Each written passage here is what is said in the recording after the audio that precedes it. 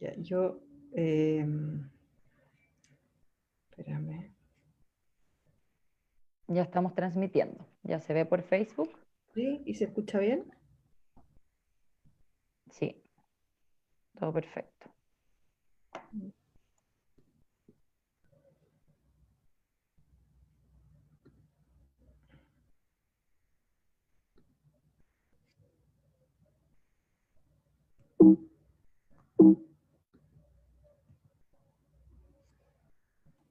Ya, Llamo acá, mi anfitriona para poder empezar a aceptar a la gente. ya.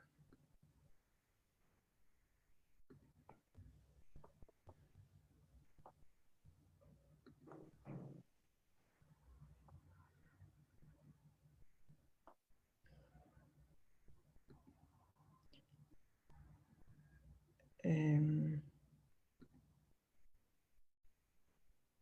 Ahí estamos.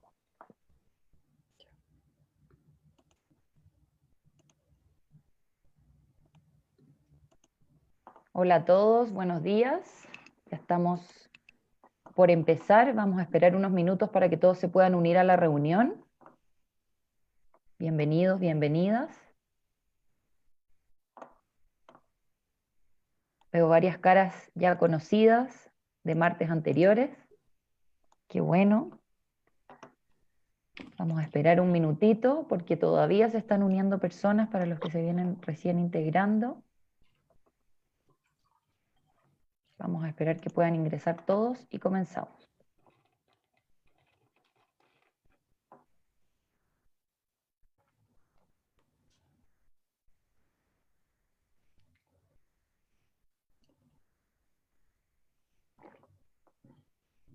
Estamos transmitiendo nuestra charla también por Facebook Live, así que van a poder repetírsela en caso de que quieran volver a verla. Y para los que no se pudieron integrar en esta instancia, también van a poder verla después.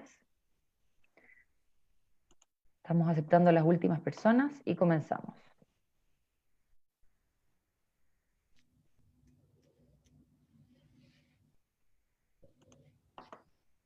Bueno, buenos días a todos, a todas. Mi nombre es María Jesús, soy psicóloga del Centro UC Síndrome de Down y hoy día tenemos una interesante charla que tiene como título Cuando dos condiciones intersectan, trastorno del espectro autista y síndrome de Down.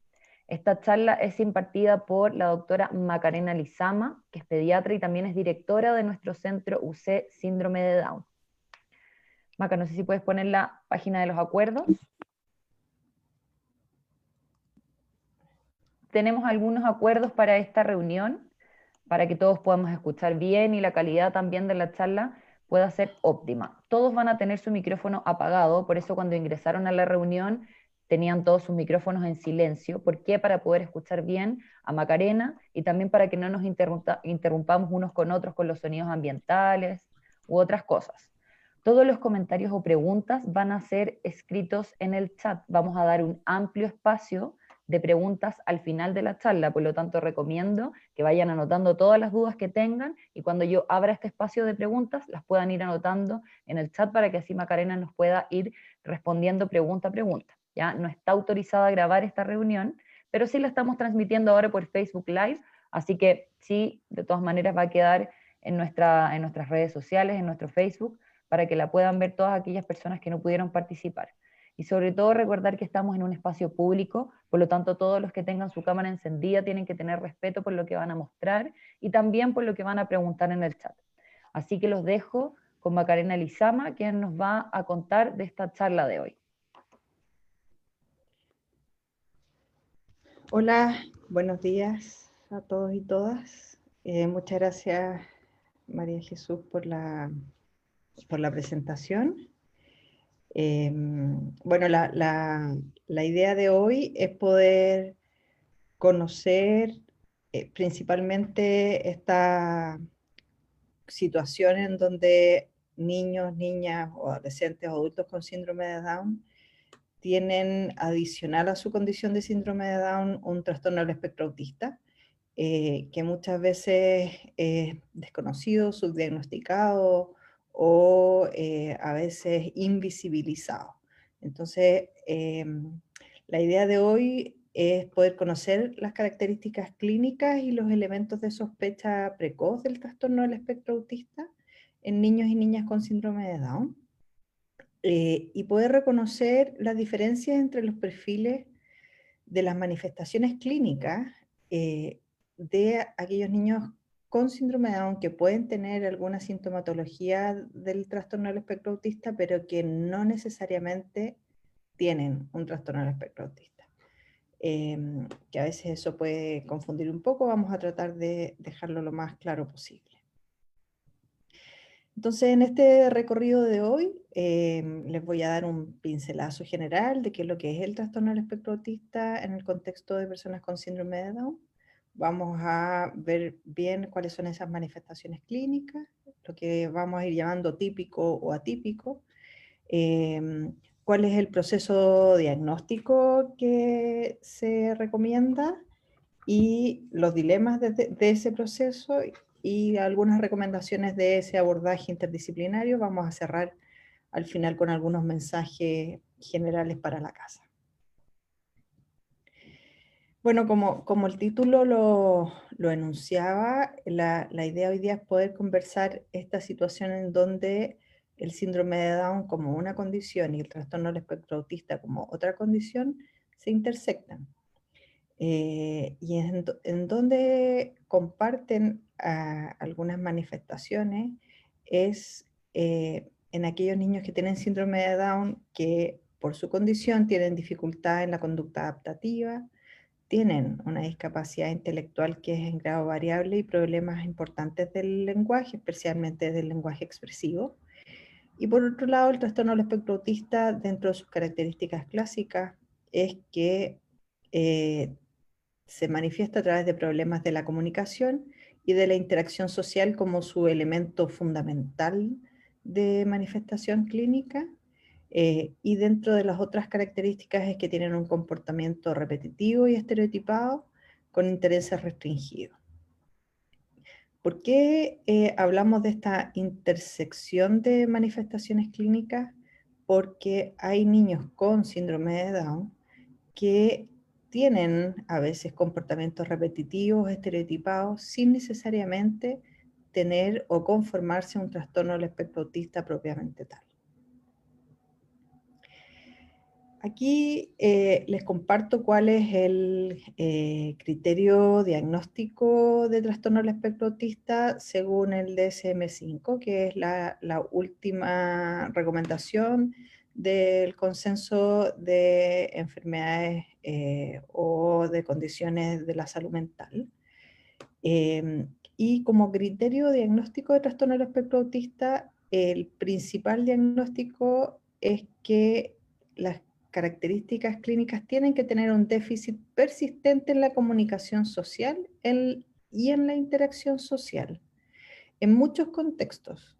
O sea, no basta con que hayan problemas de la interacción social en un ambiente escolar, pero no así en la casa, sino que en el fondo esa manifestación se tiene que observar en distintos contextos, en donde hay déficit en la reciprocidad socioemocional, hay déficit en las conductas de la comunicación no verbal, que habitualmente se usan para la interacción social, y hay déficit para desarrollar, mantener y comprender las relaciones interpersonales. Por otro lado, el segundo criterio es la aparición de estos patrones repetitivos y restringidos de ciertas conductas, de actividades e intereses. Y eso se manifiesta a través de movimientos motores, que son los que se llaman las estereotipas, pero también no solo de movimientos motores, sino que también de uso de objetos o de hablas estereotipadas. ¿Ya? Hay dificultad a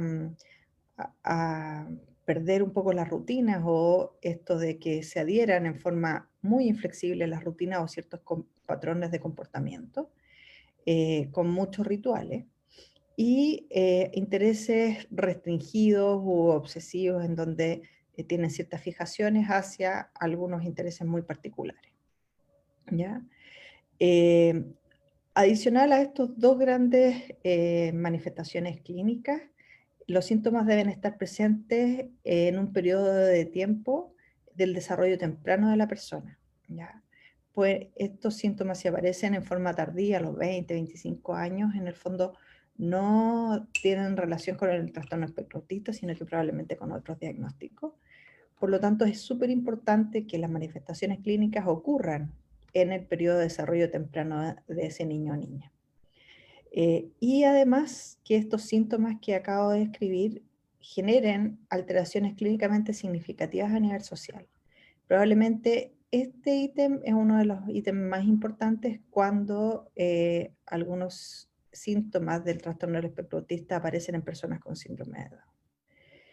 Y por otro lado, y que probablemente es el elemento que más dificulta el diagnóstico en el caso de las personas con síndrome de Down, es que estas manifestaciones clínicas no deben estar explicadas de mejor forma por la discapacidad intelectual, ¿ya?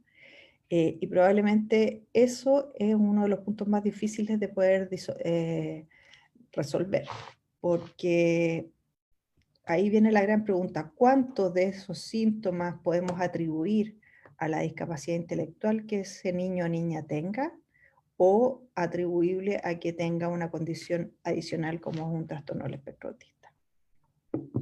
Entonces, teniendo claridad de el diagnóstico de trastorno del espectro autista, vamos a ir aclarando todas esas dudas que surgen. Entonces, para el diagnóstico doble de manifestaciones clínicas de la discapacidad intelectual secundaria a la condición de síndrome de Down, más síntomas de trastorno del espectro autista, lo importante es poder definir que esas dificultades o esos problemas de la comunicación y de la interacción social tienen que ser mayores a las esperadas a su nivel de discapacidad cognitiva no verbal en ese niño o niña con síndrome de Down, ¿ya? Eso es un punto tremendamente clave para poder aproximar el diagnóstico. Entonces, cuando hablamos de síndrome de Down y trastorno del espectro autista, tenemos que también tener cierta consideración de cuáles son las características que uno engloba en una persona con síndrome de Down. Quiero aclarar que voy a hablar de algunas características que son propias de un niño con síndrome de Down, que se observan en un gran número de ellos, pero eso no implica que todos sean así, ¿ya? Pero es habitual que las personas con síndrome de Down tengan un estereotipo, y lo puse entre comillas porque en realidad es un estereotipo, como amistoso y sociable.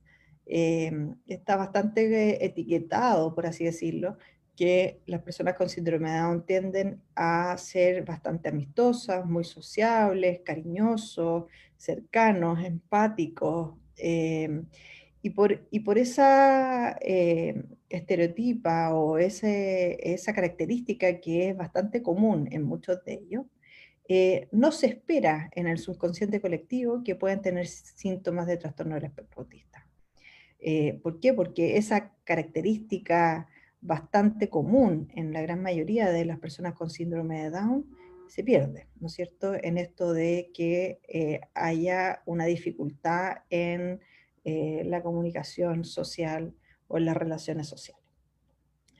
Por otro lado, nosotros hablamos de que el trastorno del espectro autista, dentro de sus características está el problema de la comunicación, y en el caso de los niños con síndrome de Down, su mayor área de dificultad es el lenguaje, ¿ya? Incluso pudiendo tener una comunicación no verbal, que significa que son chicos que en el fondo no tienen un lenguaje verbal, no usan palabras, pero sí tienen una gran comunicación del punto de vista gestual, de comunicación no verbal. Y eso no significa de que un niño que no hable no significa que tenga un trastorno del espectro autista, ¿ya?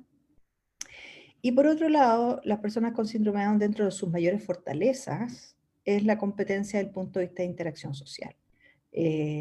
Por lo tanto, cuando esas características faltan o están ausentes o son más deficitarias, es una de las cosas que nosotros tenemos que poner mucha atención. Porque cuando hay un niño con un trastorno del espectro autista que tiene de base una condición de síndrome de Down, lo que primero se compromete es esta interacción y comunicación social que tanto los caracteriza. Ahora, ¿por qué es tan relevante y por qué motiva probablemente a que hoy día estemos conversando?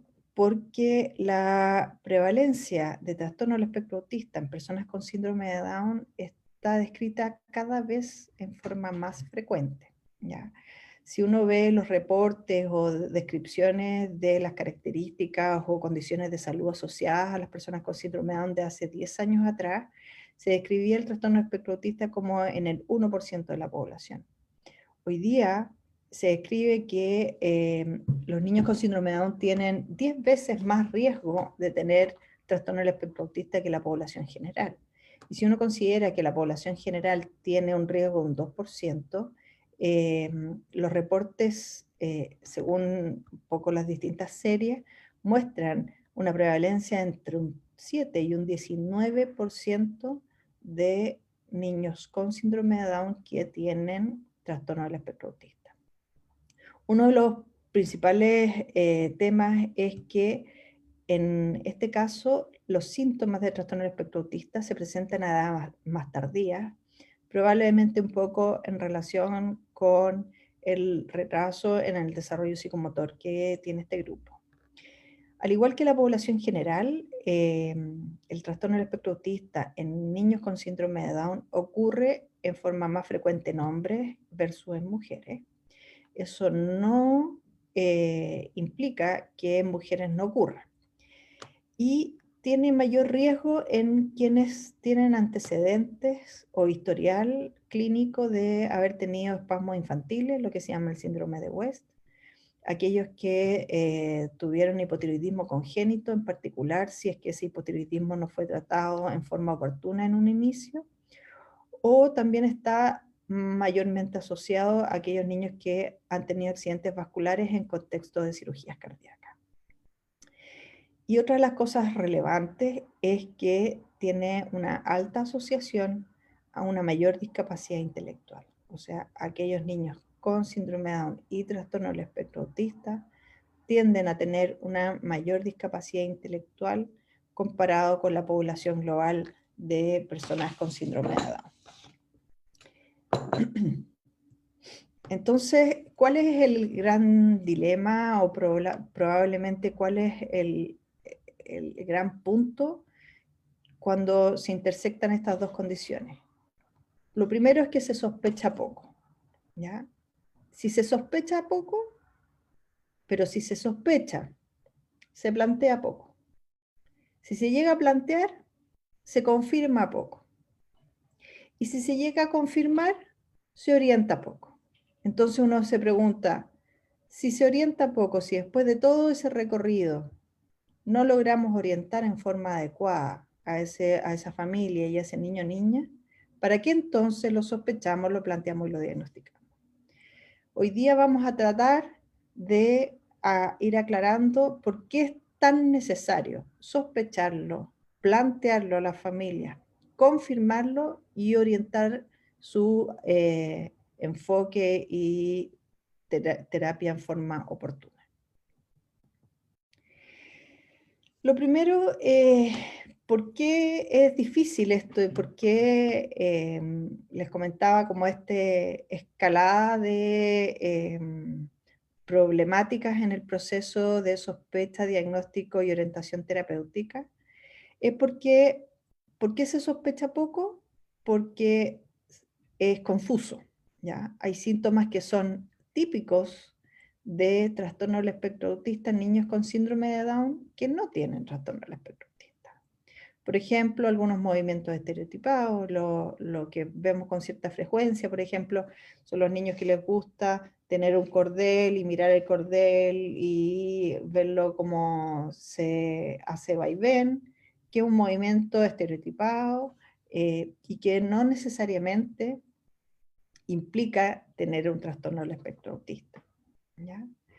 Se plantea poco porque da miedo, ¿ya? Lamentablemente el trastorno del espectro autista en nuestra sociedad tiene un componente de muchos prejuicios. Entonces hay cierto temor a plantear el diagnóstico o a enfrentarse al diagnóstico. Por otro lado, para las familias es una nueva etapa de duelo y de aceptación de un diagnóstico asociado, ¿no es cierto? Después se confirma poco porque tenemos pocas herramientas desde el punto de vista de test diagnósticos que puedan discriminar en forma fácil entre síntomas atribuibles a la discapacidad y síntomas atribuibles al trastorno del espectro autista propiamente tal. Y se orienta poco porque hay pocos especialistas que se dediquen a aquel grupo de niños con trastorno del espectro autista y síndrome de Down. Que manejan pocas herramientas o que manejan poco esta dualidad diagnóstica. Entonces, vamos a ir viendo un poco cada una de estas etapas del proceso diagnóstico y de orientación terapéutica, como para tratar de ir disminuyendo esas barreras que impiden abordar de mejor forma a este grupo de niños y niñas. Cuando uno habla de síntomas típicos de trastorno del espectro autista en niños con síndrome de Down sin trastorno del espectro autista, es lo que yo les comentaba, que pueden haber problemas de comportamiento, pataletas, autoagresión, síntomas de frustración, aislamiento, que no necesariamente se conforman como un trastorno del espectro autista. Lo que les comentaba antes, los niños con síndrome de Down pueden tener un lenguaje escaso, incluso ausencia de lenguaje verbal. Pueden tener estereotipas motoras principalmente. Pueden tener desregulación sensorial, ¿qué significa eso? Que sean hiperresponsivos o hiporresponsivos frente a un estímulo sensorial. ¿A qué significa eso? Que hay niños que son muy sensibles al tacto, al ruido ambiental, al canto del cumpleaños feliz, a las risas o al tono de voz de alguien, ¿ya? Y esas manifestaciones no necesariamente son una manifestación del trastorno del espectro autista. Hay niños con síndrome de Down que son muy ritualistas, que usan mucho los rituales principalmente para poder ayudarse en su memoria. Y eso no necesariamente conformar un trastorno del espectro autista. Y también hay algunos que tienen intereses específicos en ciertos objetos o en algún área específica del cuerpo, etc. Cuando estos síntomas se manifiestan en forma aislada o no comprometen el diario vivir o la interacción social, no conforman un trastorno del espectro autista. Sin embargo, cuando afectan la comunicación y la interacción social, entonces sí nosotros tenemos que sospechar esta condición asociada. ¿Cuáles son los elementos? Perdón. Para poder diferenciar qué niños se alejan un poco del desarrollo típico de un niño con síndrome de Down y poder detectar entonces ese 10-20% de niños con trastorno del espectro autista, tenemos que conocer muy bien cuál es el desarrollo típico, entre comillas, de un niño con síndrome de Down. Y lo digo entre comillas porque el desarrollo de niños con síndrome de Down es tan variable, es tan amplio, que en el fondo podemos encontrar niños con distintas trayectorias de desarrollo. Pero es habitual que nos encontremos con niños que tengan un desarrollo motor que va un poco más lento, en un rango leve a moderado. Que desde el punto de vista de compromiso cognitivo también sea un compromiso leve a moderado que se describe con un coeficiente intelectual entre 40 y 60. Sin embargo, en los niños con trastorno del espectro autista, más o menos el 70-80% de los niños con síndrome de Down y trastorno del espectro autista se describe que tienen un compromiso cognitivo severo, ¿ya? O sea, el 80% más o menos de ese grupo que comparten los dos diagnósticos tienen un coeficiente intelectual incluso menor a 40. Por otro lado, en el desarrollo típico de niños y niñas con síndrome de Down, tienen un mayor compromiso del lenguaje expresivo por sobre el receptivo, ¿ya? Y en eso también lo pueden compartir con personas con trastorno del espectro autista. Tienen mucha fuerza de voluntad respecto al comportamiento, son persistentes, pero también tienen todo este comportamiento de muy buenas competencias sociales que les comentaba, que es uno de los elementos que uno ve dificultados cuando se asocia el trastorno del espectro autista. Entonces, ¿cuáles son los elementos para sospechar trastorno del espectro autista en niños y niñas con síndrome de Down? Teniendo claro más o menos cuáles son las características del desarrollo típico de un niño con síndrome de Down, y entonces puede reconocer cuándo se escapa a ese desarrollo típico.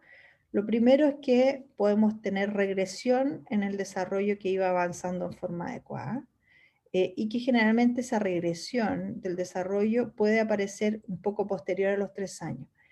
En la población general, niños que no tienen síndrome de Down, esta regresión del desarrollo descrita en niños con trastorno del espectro autista se observa más o menos desde el 1,5 años de vida. En niños con síndrome de Down, esa regresión del desarrollo puede aparecer en forma más tardía. Lo otro es que pueden tener irritabilidad en forma extrema, muy irritable, muy reactivo desde el punto de vista comportamental. Tienden a tener poca actividad social, son más bien apáticos, y estamos hablando del grupo global, no necesariamente todos. Tienden a tener una pérdida de la motivación, pueden comportarse con hiperactividad, ¿ya? Pocos tiempos de atención, mayor impulsividad, pobre organización en las actividades del día a día. Pueden también tener déficit atencional, vocalizaciones inusuales, ya ruidos guturales, tarareo, eso vaya mezclado con algún tipo de autoestimulación. Trastornos del sueño que a veces se observan desde etapas bastante tempranas y que son a veces de difícil manejo.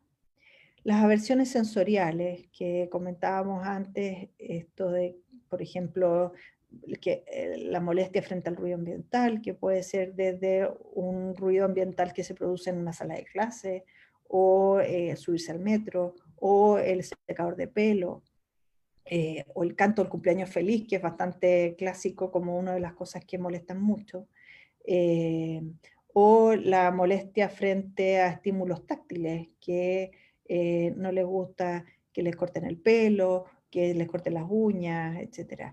Pero si uno lo encuentra de forma aislada, eso no necesariamente va de la mano de un trastorno del espectro autista, sino que tiene que ir de la mano de que ese tipo de afectaciones influya en la interacción social de esa persona. También tienen bastante dificultad los cambios de la rutina, en esto de esta rigidez en el comportamiento, que cuando los cambios de rutina aparecen, hay una descompensación del punto de vista de comportamiento bastante importante, ¿ya? Genera mucha ansiedad, agitación excesiva. Lo otro son comportamientos disruptivos, gritos, lanzar objetos, agresión física, autoagresión, morderse, pellizcarse, rascarse la piel, golpearse la cabeza, que también lo vemos en forma frecuente, ¿ya? Si ustedes se fijan, estos síntomas en forma aislada, uno las puede encontrar en una persona con síndrome de Down sin necesariamente tener un trastorno del espectro autista. Una de las claves es que estos elementos clínicos tienen que afectar la interacción social de esa persona. Y además van de la mano de que estas manifestaciones clínicas no se responden por el nivel de discapacidad que esa persona tenga. Ahora, ¿qué cosas son importantes de evaluar o de considerar respecto a las diferencias de los patrones de síntomas? ¿Ya? ¿Por qué es tan importante tener en consideración que los niños con síndrome de Down y trastorno del espectro autista no se manifiestan de la misma forma que un niño que tiene trastorno del espectro autista sin síndrome de Down? O al revés, un niño con síndrome de Down sin trastorno del espectro autista. Y aquí yo les cité un artículo que es bastante decidor y que se ha replicado en otros estudios, es cómo, qué nivel de afectación tienen las distintas áreas del punto de vista del comportamiento adaptativo. En el gráfico a la derecha de su pantalla, ustedes van a ver tres curvas. La curva con los círculos es la que se manifiesta en niños con síndrome de Down que no tienen trastorno del espectro autista. La curva con los cuadrados son niños con trastorno del espectro autista sin síndrome de Down. Y la de los diamantes es aquella que son niños con síndrome de Down y trastorno del espectro autista. Y si ustedes se fijan, las habilidades del punto de vista de comportamiento adaptativo son bastante mayores en niños con síndrome de Down y por supuesto uno observa una tendencia a la baja en niños que tienen trastorno del espectro autista. Sin embargo, en aquellos niños con síndrome de Down y trastorno del espectro autista, lo que se ve más afectado es esta comunicación del punto de vista expresivo respecto a sus pares que no tienen trastorno del espectro autista y también respecto a sus pares que no tienen síndrome de Down. Sin embargo, por otro lado, del punto de vista de habilidades en la vida diaria, en conductas adaptativas del punto de vista doméstico, uno observa que pudieran tener mejor respuesta o mejor adaptación a esas actividades respecto a aquellos niños que tienen trastorno del espectro autista sin síndrome de Down. Por otro lado, la tabla de su lado izquierdo, se comparan niños con síndrome de Down y trastorno del espectro autista y niños con síndrome de Down sin trastorno del espectro autista. Y aquí se muestran distintas manifestaciones del test ABC, que en el fondo lo que busca son comportamientos aberrantes, ¿ya? Que es uno de los test que ayuda a la orientación diagnóstica en trastorno del espectro autista. Y en el fondo lo que es importante de destacar es que aquellos niños con síndrome de Down y trastorno del espectro autista tienen una mayor manifestación de estereotipias, ¿ya? Que una de las cosas que en el fondo empieza a ser bastante disruptivo desde el punto de vista social, principalmente determinado por conductas bizarras, por conductas que en el fondo interfieren en la actividad social, ¿ya? Que es un poco lo que conversábamos antes, esta gran habilidad social que tiene el global de las personas con síndrome de Down es uno de los elementos que más se pierde cuando hay un trastorno del espectro autista asociado. Ahora, ¿qué es lo importante? Mantener una alta sospecha, ¿ya? Especialmente en aquellos niños que tienen dificultad en esta comunicación social. Ahora, ¿cómo poder mantener esa sospecha alta? Es poder aplicar test de tamizaje, test de screening. O sea, ¿qué significa? Ese test se aplica a una población grande para poder detectar a un grupo de riesgo, ¿ya? Los test de tamizaje son test que no son diagnósticos, sino que en el fondo seleccionan a un grupo de mayor riesgo. Y ese grupo de mayor riesgo después se puede entonces enfocar a test diagnósticos más específicos. Dentro de los test de tamizaje de mayor uso Está el MCHAT, que en el fondo las siglas en inglés están descritas ahí, Modified Checklist for Autism in Toddlers. Ese test es el test que está más ampliamente usado, que se puede usar en niños menores de 3 años y que se recomienda usar desde el año y medio en adelante como un test de tamizaje para detectar manifestaciones tempranas de un trastorno del espectro autista. El problema que conversábamos antes es que los niños con síndrome de Down empiezan a tener manifestaciones generalmente después de los 3 años. Entonces, este test, que es ampliamente usado, que es bastante bueno, nos queda corto. Y es por eso que se recomienda para los mayores de 3 años usar el SSQ, que es un cuestionario de comunicación social que también permite detectar a esos niños de riesgo. Les repito, estos dos test no son test diagnósticos, sino lo que nos dicen es un riesgo de tener trastorno del espectro autista. Detectamos un grupo de mayor riesgo a quienes tenemos que posteriormente realizar estudios mayores. Este es el MCHAT. El MCHAT son 20 preguntas que contestan los papás y que permiten hacer una orientación de riesgo. Tiene 2 etapas, una etapa en donde con ese cuestionario que se responde sí o no, se da un puntaje.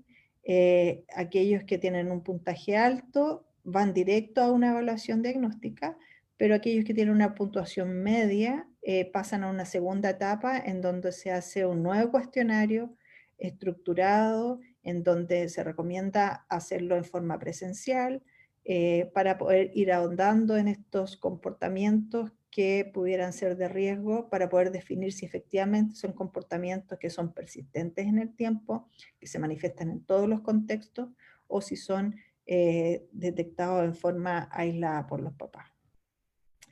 Y en el fondo, después de esa segunda etapa, se define nuevamente si es un niño de alto riesgo o bajo riesgo para poder orientar el estudio diagnóstico. La segunda etapa, ¿no es cierto? La primera etapa que ya conversamos, la sospecha. Tenemos que conocer los síntomas, tenemos que conocer los test que pueden detectar a aquellos niños de mayor riesgo. ¿Cómo lo hacemos para plantearlo? ¿No es cierto? Se lo tenemos que plantear al grupo familiar o al revés, el grupo familiar plantearlo al equipo de salud. Entonces, ¿por qué se plantea poco? Porque da miedo, da susto agregar un diagnóstico adicional que se vincula con prejuicios sociales y que además genera una etapa de estrés y procesos de duelo y aceptación por parte de la familia.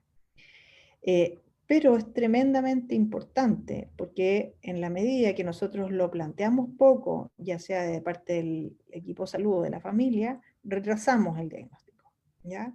Y al retrasar el diagnóstico, retrasamos las medidas que se toman para poder ayudar a ese niño a ir aplacando esos síntomas de problemas de interacción social que van de la mano del trastorno del espectro autista. Por otro lado, hay tanto miedo al sobrediagnóstico, a esto de que si lo planteamos y si nos equivocamos, y lo importante aquí es poder velar para que el planteamiento y el proceso diagnóstico vaya en beneficio del niño. Ahora, ¿cuál es el gran problema del punto de vista de lo que experimentan las familias? Las familias, por un lado, manifiestan de este grupo de niños que no avanza como el resto, que ponen de parte de ellos todas las herramientas que han puesto otras familias, pero que el ritmo de desarrollo de su hijo o hija no va a la par con el resto. Entonces se generan muchas inquietudes. Son un grupo de niños y familias que sienten que no encajan en la comunidad habitual de las personas con síndrome de Down, en esto de este estereotipo tan sociable. Mi hijo no es tan sociable como el resto, no le gusta que lo abracen como el resto, etcétera, ¿no es cierto?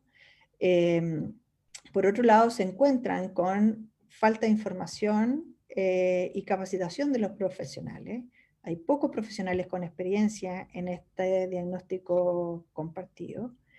Este proceso diagnóstico es largo, difícil, confuso, genera mucha desesperanza este nuevo diagnóstico y genera también mucha ansiedad y miedo futuro, porque son familias que ya se habían hecho expertas en síndrome de Down y vuelven a un escenario en foja cero en donde dejan de ser expertos o pisan un escenario que nuevamente es desconocido. Vuelven a esa etapa en donde recibieron por primera vez el diagnóstico de síndrome de Down, donde sentían que estaban frente a un escenario muy desconocido, donde había mucha ansiedad frente a las expectativas, y entonces se vuelve a revivir esa etapa. Y por supuesto que entonces genera ansiedad, desilusión, rabia, miedo, mucho aislamiento social por todos los prejuicios que conlleva, sensación de culpa, preocupaciones adicionales, frustraciones, estrés. O sea, el estrés asociado del cuidador en niños que tienen trastorno del espectro autista y síndrome de Down es mayor que lo que se observa en las familias de niños que no tienen trastorno del espectro autista. Entonces, generamos este gran dilema diagnóstico de, bueno, tenemos que plantear algo que no es fácil de abordar, que no es fácil de aceptar, ¿ya? Pero tenemos que reconocer que hay niños que se escapan a este desarrollo típico y que es tremendamente importante de plantear esa diferencia entre niños que tienen síndrome de Down y que tienen algunos elementos de trastorno del espectro autista sin conformarse como tal, y otro grupo de niños con síndrome de Down que efectivamente tienen estas manifestaciones atípicas y que sí se conforman en un diagnóstico, ¿ya? En esta superposición de síntomas, lo que más confunde es aquellos niños que tienen estereotipas o aquellos niños que tienen comportamientos disruptivos, ¿ya? Y que muchas veces van de la mano a veces de trastornos de la salud mental, de trastornos de adaptación, más que de un trastorno del espectro autista propiamente tal. Ahora, teniendo las dos etapas previas avanzadas, en el que sospechamos, lo planteamos, ¿cómo lo confirmamos? Y hoy día para la confirmación diagnóstica del trastorno del espectro autista existen múltiples test diagnósticos que son un apoyo a la sospecha clínica. Quiero ser súper clara. El diagnóstico de trastorno del espectro autista en población con y sin síndrome de Down es un diagnóstico clínico, ¿ya? Que se apoya con test que logran objetivar estos síntomas, ¿ya? Pero es un diagnóstico clínico. Por lo tanto, todos estos test que están disponibles son un apoyo para poder medir la intensidad de los síntomas del trastorno del espectro autista y que nos orientan muchas veces más a cómo apoyar a ese niño o niña en su desarrollo. Dentro de los múltiples test diagnósticos que existen, hoy día en los grupos de expertos no hay una definición de cuál es el mejor test para aplicar,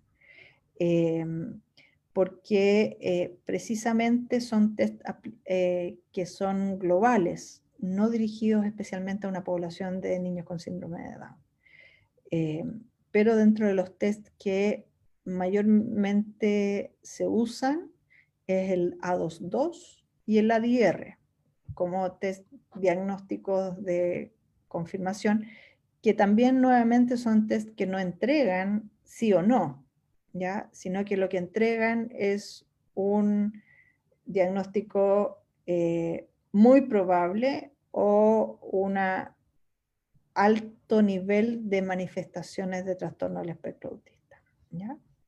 Por lo tanto, el mensaje nuevamente es que es un diagnóstico clínico, ¿ya?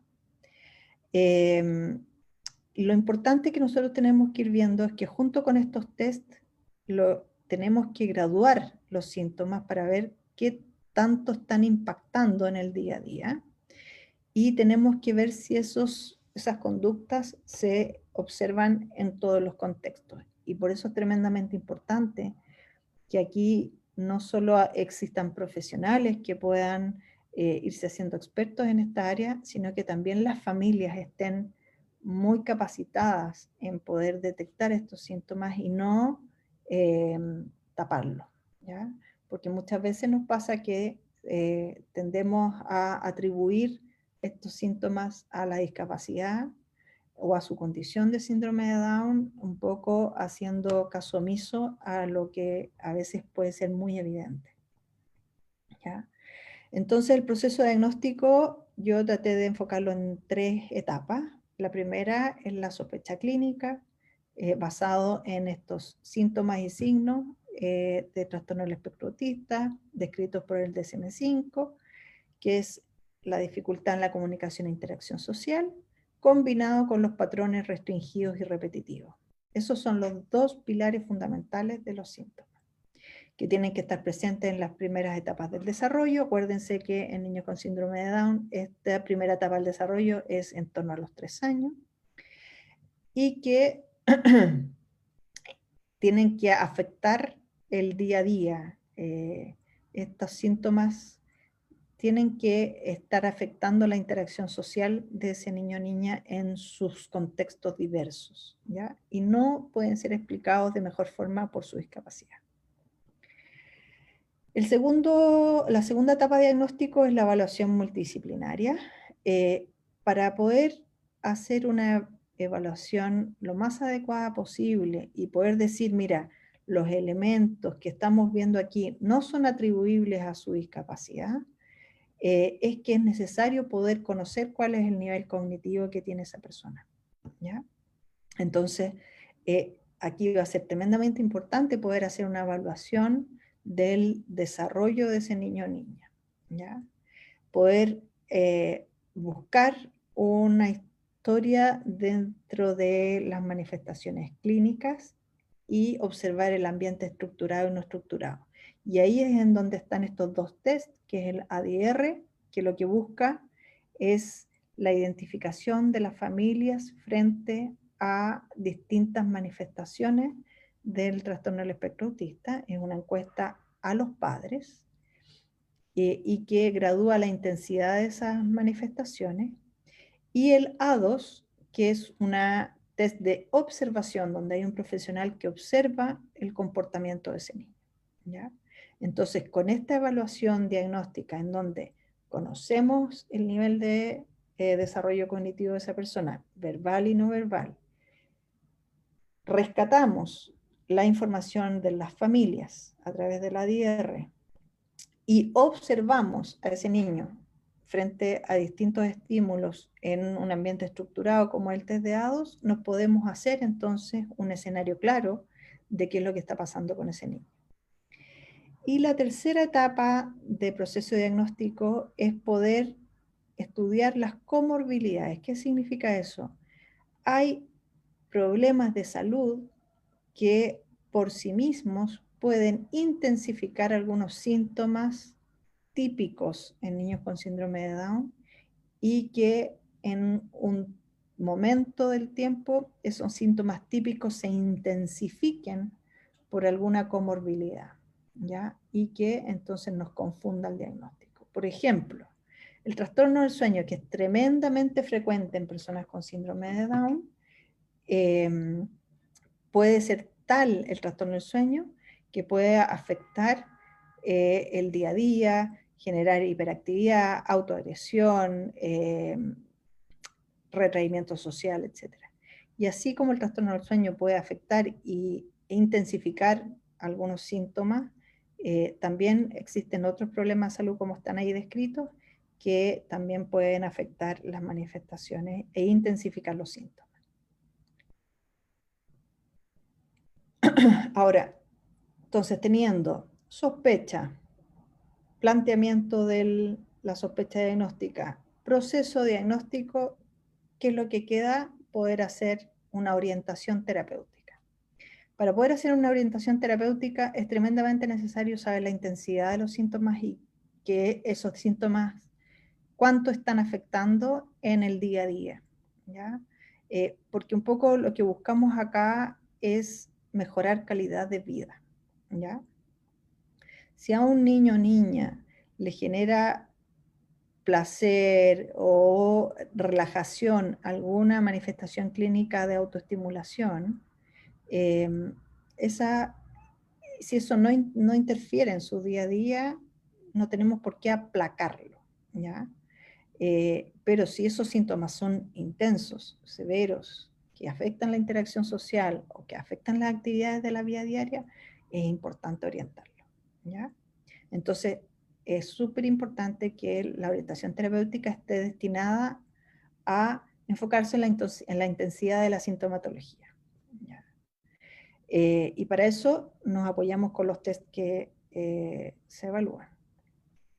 Es importante poder manejar todas las comorbilidades médicas y psiquiátricas, el trastorno del sueño, los déficits sensoriales, auditivos, visuales, la hipersensibilidad que puedan manifestar,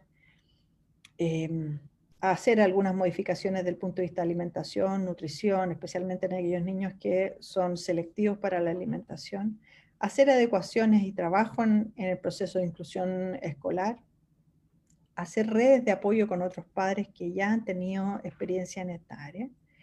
Y es tremendamente importante poder enfocar todos estos esfuerzos a las dimensiones de calidad de vida, ¿ya? Aquí hay que hacer un giro en cuáles van a ser las prioridades que nosotros vamos a enfocar. Y en un niño con síndrome de Down y trastorno del espectro autista, nuestros esfuerzos del punto de vista de estrategias terapéuticas van a priorizarse en torno al trastorno del espectro autista por sobre estrategias que están destinadas a la condición de síndrome de Down. Es tremendamente importante además poder tener claro la seguridad del entorno, ver cuáles son las estructuras o predictibilidad del ambiente, en esto de que a veces les cuesta tanto salir de ciertas rutinas. Es tremendamente importante darle un espacio de estructura segura, ¿ya? Aquí yo no quiero matricularme con ningún sistema educativo, pero hay ciertos sistemas educativos que son muy flexibles, que son poco predictivos y que no ayudan a este grupo de niños, ¿ya? En este caso necesitamos una metodología educativa que sea muy estructurada y muy predecible, ¿ya? Tenemos que ajustar las expectativas al nivel de desarrollo y de comunicación para que sobre esa base entonces podamos ir poniéndonos metas a corto, mediano y largo plazo. Tenemos que ir monitoreando la parte sensorial porque a veces todos estos estímulos sensoriales que son aversivos pueden interferir en forma muy importante en la interacción y en la participación social. Y para eso es tremendamente importante tratar de mejorar la comunicación funcional, porque eso genera mucha disminución en la frustración y en todos los comportamientos que la frustración desencadena. Usar fotos, secuencias, tablas, calendarios y además maximizar la comunicación. En ese sentido, trabajar el 1 a 1 es tremendamente importante. Tener un lenguaje claro, simple, con instrucciones bastante secuenciadas. Y la recomendación de uso de comunicación aumentativa y alternativa es una ventana de oportunidad tremenda. Y aquí las nuevas aplicaciones de comunicación aumentativa han sido una herramienta tremendamente útil para este grupo. Y lo otro importante es la capacitación de las familias. Aquí las familias, al igual que el equipo que acompaña a este grupo de niños, tiene que terminar siendo experto. Entonces, para cerrar, ¿cuáles son los mensajes que me gustaría que ustedes se llevaran para la casa? Primero, es estar alerta a las manifestaciones precoces, que pueden ser estos movimientos motores repetitivos, autoagresión, fascinación excesiva por algunos estímulos, el no fijar la mirada con el interlocutor, hipersensibilidad en la boca frente a algunas texturas, juego inusual con algunos objetos, pueden ser elementos de alerta inicial y precoz. Ya en forma más tardía vamos a ver ya los síntomas habituales de trastorno del espectro autista: apatía, pérdida de motivación, regresión del desarrollo, vocalizaciones inusuales, aversiones sensoriales, trastornos del sueño, comportamientos disruptivos, autoagresión, etc. Y para finalizar, el trastorno del espectro autista y el síndrome de Down es una asociación frecuente. Como conversábamos al principio, ocurre más o menos 10 veces más que en la población general. Por lo tanto, es tremendamente importante aumentar la conciencia de que esta combinación de condiciones existe y sospecharla. En la medida que lo sospechamos, se puede plantear, se puede diagnosticar y se puede abordar. Genera incertidumbre y estrés familiar sin lugar a dudas, y eso nos tenemos que hacer cargo, ¿ya? Es tremendamente importante conocer el desarrollo típico de un niño con síndrome de Down para poder entonces reconocer qué es lo que se escapa a ese desarrollo típico. Tenemos que reconocer que es un diagnóstico difícil, que es un diagnóstico clínico, que se apoya con los test de evaluación, que el abordaje es multidisciplinario, que debe ser enfocado en forma individual y que todavía hay mucho por aprender.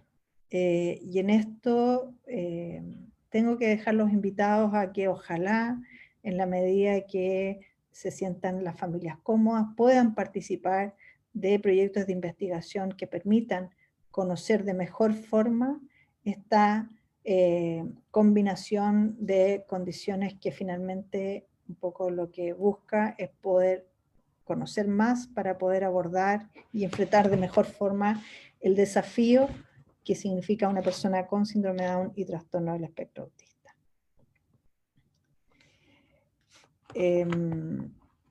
Es un poco lo que les quería comentar. Yo entiendo que quedan algunos minutos para que podamos resolver inquietudes. Muchas gracias, Macarena. Comparto lo que están diciendo las familias en el chat. Muy completa la charla, muy buena y muy aclaradora de todas las dudas que tenían varios. Ya tenemos algunas preguntas. La primera pregunta la realiza, te digo en un momento, estoy leyendo el chat. Daniela Vera, ¿cuál es el rango de edad que se presentan los síntomas? Gracias. Bueno, los síntomas, el rango de edad va a depender del nivel de desarrollo de cada niño. En la población general, los síntomas pueden empezar a aparecer desde el año y medio de vida, aunque también hay ciertos elementos precoces que son muy aislados, pero ya las manifestaciones de déficit de la interacción social y estereotipa más o menos del año y medio. Y en niños con síndrome de Down, como las personas con síndrome de Down van un poco más atrás en su desarrollo psicomotor y global, se describe que esas manifestaciones clínicas más claras pudieran aparecer como a los 3 años. Eso no impide que uno pueda ver elementos precoces de manifestaciones clínicas que nos hagan ponernos alerta.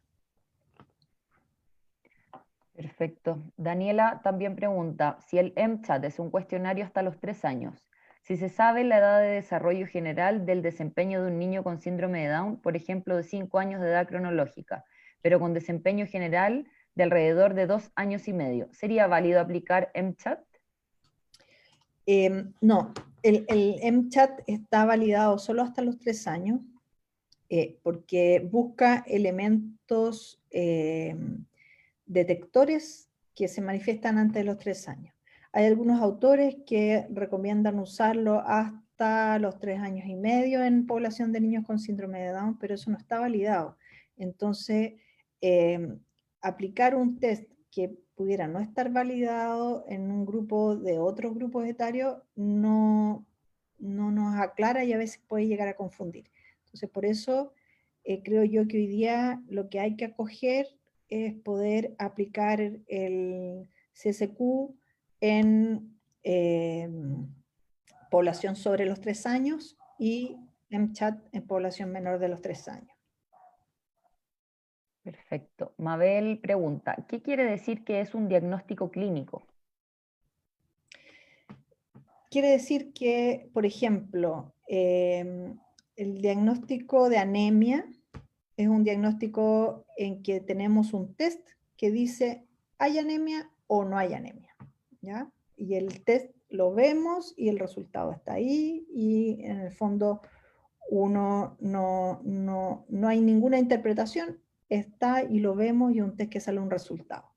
En el caso del trastorno del espectro autista, cuando uno habla de diagnóstico clínico es que suma muchos elementos para poder decir sí, esto se conforma como un trastorno del espectro autista o no. ¿Ya? No hay una resonancia que aparezca un elemento que diga sí, es trastorno del espectro autista, no hay un examen de sangre que haga la confirmación. ¿Ya? Por eso, cuando se habla de diagnóstico clínico, que uno suma criterios clínicos de manifestaciones, de síntomas, que nos ayudan al diagnóstico. Perfecto. Daniela Alvarado pregunta, ¿cuál es el profesional idóneo para entregar el diagnóstico? ¿Neurólogo o neuropsiquiatra? El personal idóneo es el que tenga más experiencia. Lo mismo pasa con quien aplica los test. Puede ser que haya un neurólogo con mayor experiencia en síndrome de Down y trastorno del espectro autista, puede ser un psiquiatra, puede ser un pediatra, puede ser un médico familia, puede ser un psicólogo. Muchas veces es el conjunto de todo ese equipo el que hace que se apoye el diagnóstico. Pero lo importante es que sea un profesional que sea experto en discapacidad intelectual, ¿ya? Porque esa es la combinación que se hace difícil. Pamela Escobar pregunta, ¿a qué se refiere con estímulos sensoriales aversivos? Estímulos sensoriales aversivos significan estímulos sensoriales que habitualmente no molestan. En el caso de este grupo de niños, les molesta. Como les comentaba, el canto del cumpleaños feliz genera una recepción de ese estímulo muy desagradable y no les gusta, se tapan los oídos, gritan, arrancan, etc. Lo mismo, por ejemplo, si alguien les toca el pelo o ponerle gorro en la cabeza, cortarle las uñas, el ruido de la aspiradora o del secador de pelo o la exposición al ruido ambiente como pudiera ser subirse a un metro. Eh, Todos esos son estímulos que pueden ser aversivos para esa persona, o sea, que para esa persona los sienta como algo muy agresivo para esa persona. Y no es que sean mañosos, sino que le genera una sensación tremendamente desagradable y molesta que les impide exponerse a eso. Gabriela pregunta, ¿a qué edad es prudente buscar la confirmación con equipo? ¿A qué edad es prudente? La edad es al momento en que se sospecha, ojalá poder desencadenar todo el proceso diagnóstico. No hay una edad así que uno diga ya, a los 4 años les vamos a hacer el test A2 a todo el grupo que tiene este o este otro síntoma. Al minuto en que se sospecha hay que buscar apoyo. A veces pasa que el proceso diagnóstico es largo, porque a veces en un primer momento no están todos los síntomas o se hace sospechoso, y en la medida que pasa el tiempo se conforma y se hace más evidente, ¿ya? Ese proceso diagnóstico no importa que tome tiempo, lo importante es que en ese tiempo vayamos resolviendo los síntomas que afectan a ese niño o niña, ¿ya? A veces nos quedamos con cierta sospecha, no con un diagnóstico confirmado, pero en el mientras tanto nos enfocamos en qué necesita ese niño para poder ir mejorando esos síntomas de trastorno del espectro autista que están afectando su interacción social.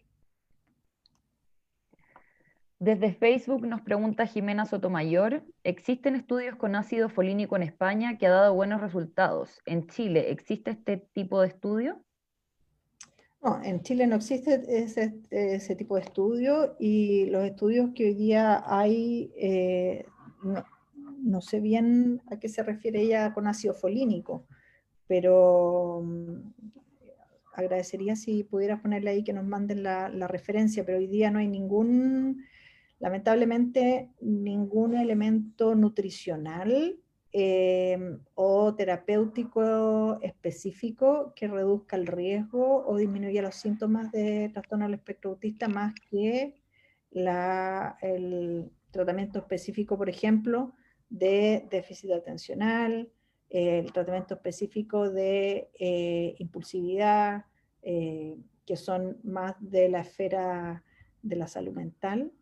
Eh, y respecto a todas las terapias, lo importante va a ir enfocado a lo que vayamos encontrando en forma individual en cada niño. Si un niño tiene un déficit de alguna vitamina, es importante abordarla y dejarla súper bien, para que no haya nada más en su contexto que pueda perjudicar su desarrollo. ¿Ya? Y en ese sentido es tremendamente importante el abordaje multidisciplinario, porque tenemos que dejar ese niño en un escenario lo más favorable posible para que todos sus síntomas de trastorno del espectro autista puedan abordarse de la mejor forma. También nos pregunta Carolina Pizarro, mi hijo tiene síndrome de Down y tuvo West, ahora controlado, tiene hipotiroidismo con tratamiento, en todo ha sido más lento, ahora tiene 9 años. ¿Puede a esta edad aparecer elementos que indiquen trastorno del espectro autista? Eh, que aparezca a los 9 años es demasiado tardío. Lo que sí puede pasar es que uno a los 9 años sea más consciente de que hay elementos que se escapan a lo habitual o a lo que uno esperaría, pero que son síntomas que están presentes de hace mucho tiempo. ¿Ya?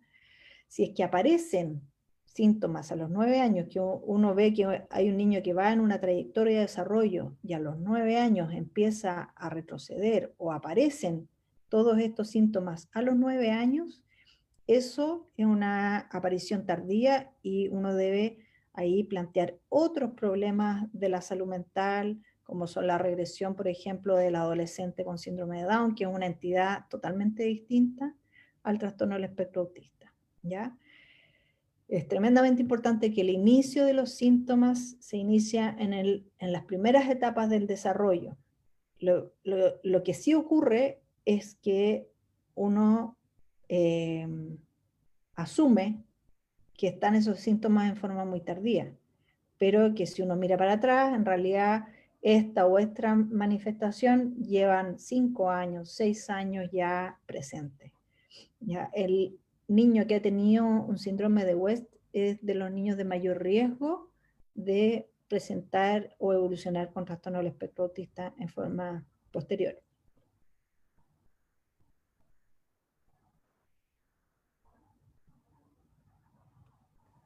Tenemos muchas preguntas, pero creo que muchas ya han sido respondidas con la charla, a medida que Macarena ha ido también contestando otras preguntas, así que vamos a intentar contestar las que siento que todavía no se han respondido, ¿ya?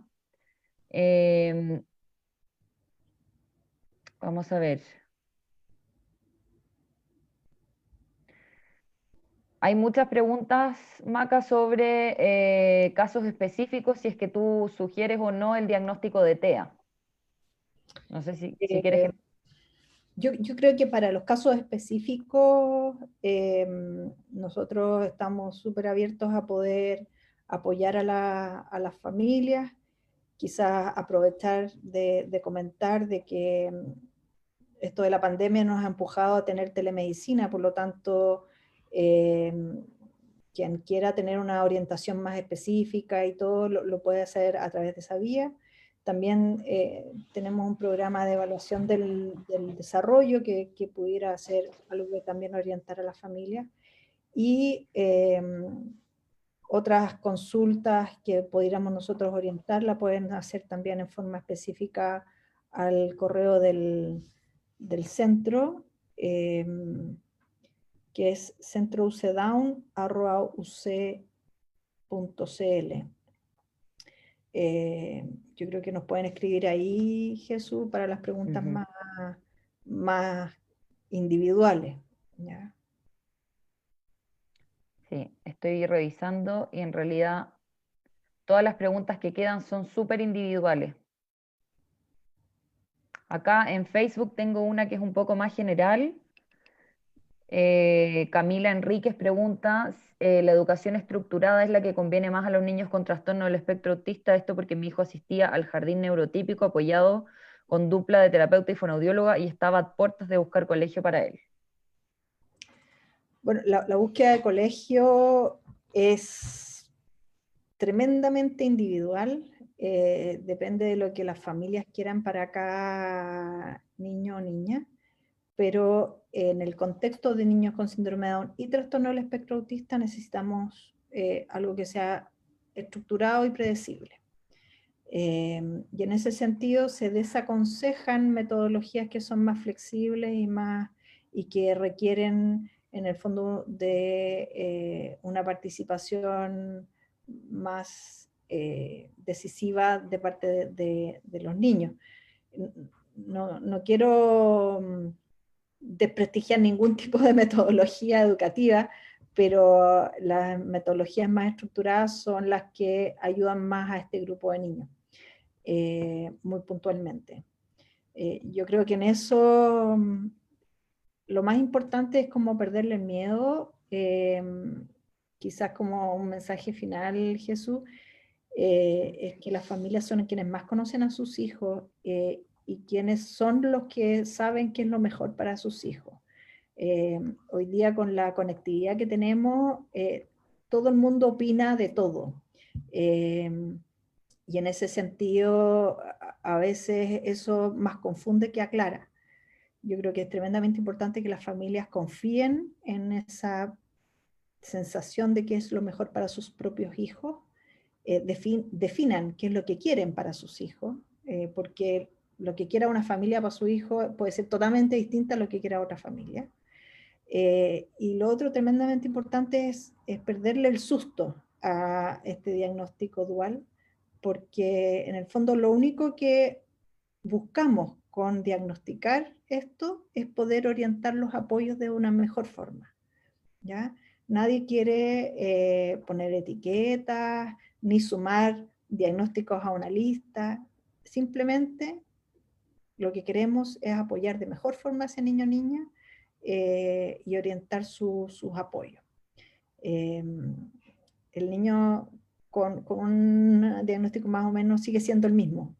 Y lo que queremos es poder apoyarlo de mejor forma. Así que en ese sentido, tratar de perderle el susto a todo esto, a perder el susto de hablar, porque también las familias tienden a aislarse en esto de este niño que es un poquito distinto al global de los niños con síndrome de Down. Perfecto, entonces vamos a dejar hasta acá la charla, dejar los invitados a que nos puedan escribir al correo. Maca, no sé si podemos poner nuevamente la diapositiva donde aparece el correo del centro, ya que varias dudas eran súper específicas, entonces ahí pueden escribirnos y nosotros les contamos un poco más también sobre los programas que tenemos y sobre también cómo los podemos ir apoyando. Contarles que ahora van a recibir en su correo, como todos los martes, una encuesta de satisfacción que para nosotros es súper importante que puedan llenar, contarnos qué les pareció la charla y ir dejándonos sus comentarios también en esta encuesta. Agradecerle muchísimo a Macarena, fue una muy buena charla, muy clarificadora, y sobre todo dio un apoyo importante a las familias. Agradecerles a todos por su participación y motivación siempre estar acá los martes a las 9. Maca, no sé si quieres dar unas últimas palabras para finalizar. Yo creo que de las cosas más importantes es en el fondo hacer comunidad en esto. Yo sé que hay probablemente muchas familias de regiones o incluso de otros países y hoy día con la conectividad que tenemos que usar esa conectividad para poder ayudarnos entre todos. Yo sé que hay pocos especialistas o expertos en estas áreas, y en ese sentido yo creo que las familias o quienes organizan agrupaciones en distintas ciudades también tienen un rol de poder difundir la información, de poder canalizar a veces las inquietudes para poder acceder a los expertos, y que también podamos motivar a las autoridades para que cada vez existan más equipos capacitados para apoyar a este grupo de niños que son un grupo mucho más vulnerable eh, al desarrollo y a la inclusión social. Muchas gracias entonces a todos. Varios te están dando también, Maca, las gracias por el chat. Agradecerles y bueno, nos vemos en una próxima instancia. Ojalá sigan participando de estas charlas. Que estén bien. Hasta el próximo martes o viernes, que también hay algunas charlas que son los viernes. Chao. Chao.